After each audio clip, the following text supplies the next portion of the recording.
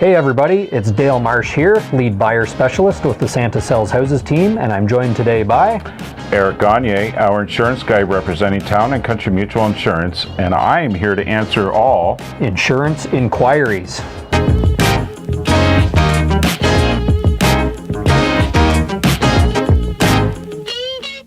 So today I want to know, Eric, what is the craziest insurance scenario or story you've been involved with? Yes. So there was one particular time in which I had a gentleman come to the office and seeking auto insurance. And he had claimed he had just moved here from the U.S. Okay, sounds pretty straightforward so far. Pretty straightforward. We got into the kind of collecting of information part of the insurance quote and wasn't really getting a great vibe from him, and things weren't lining up, and I got to a point where I said, pretty much there's nothing we can do for you here, because he wasn't licensed in Ontario yet, and he was just having a hard time coming up with the experience that he had in the U.S.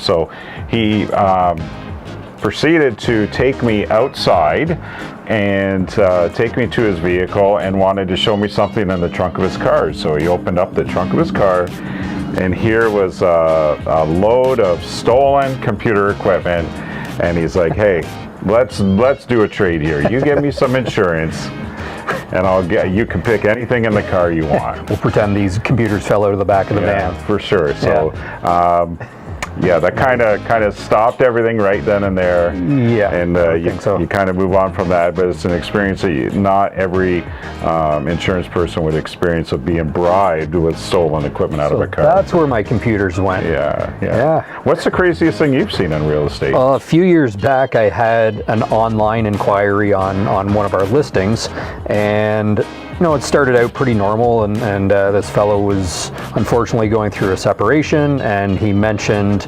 that he was looking to buy a property for himself, and he said, so I'm attempting to qualify him, have you been pre-approved for financing? Turns out he claims to be a business owner. He owns multiple businesses. He owns about 6 properties around the area. Of course, I do a quick title search while I'm interacting with him here. Can't find his name anywhere. Of course, he claims it's in his business's name or in his spouse's name. Basically, he says, well, this property was listed for about $200,000. He said, I need a place with a great shop for all my toys. I've got multiple motorcycles, sports cars. He said, I can bring you a deposit of $50,000 in a briefcase. And a lot of alarms and red flags started going off, and I started digging a little further, and he said, well, if that's not enough, I can bring you $100,000 in a briefcase, which I just said, you know what, I'm not comfortable with this scenario anymore. Let's part ways, and I never heard from him again. I mean, I tried digging a little bit further to get more information, and then all communication just stopped. So unfortunately, I wasn't able to proceed any further in the direction where it should have went to authorities, most likely.